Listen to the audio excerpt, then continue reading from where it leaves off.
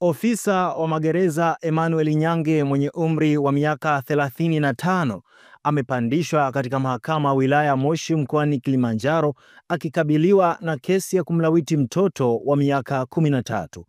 Ofisa huyo amefikishwa mahakamani hapo leo Juni 24 mwaka 2025 mbele ya hakimu mfawidhi wa mahakama hiyo Luthi Mkisi na kusomewa shtaka moja la ulawiti.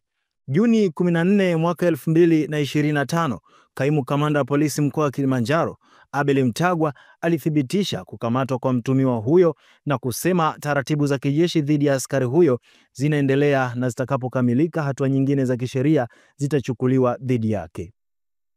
Akisoma shtaka hilo, mwendesha mashtaka wa serikali Jessica Kamuhambwa alieleza mahakama hiyo kuwa mshtakiwa huyo alitenda kosa hilo Juni 5 mwaka 2025 katika eneo la kijiji cha Rauya Marangu wilaya ya Moshi. Aidha, mwendesha mashtaka huyo wa serikali alieleza mahakama hiyo kuwa upelelezi wa kesi hiyo umekamilika na hivyo kuomba tarehe kwa ajili ya usikilizwaji wa maelezo ya awali, yani PH.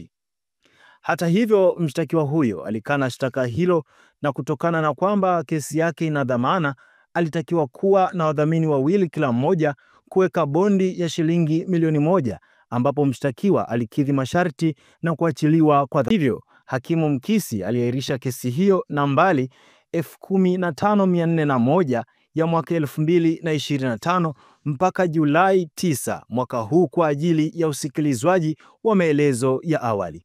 Endelea kufuatilia Mwananchi Digital kwa ajili ya taarifa nyingine zaidi.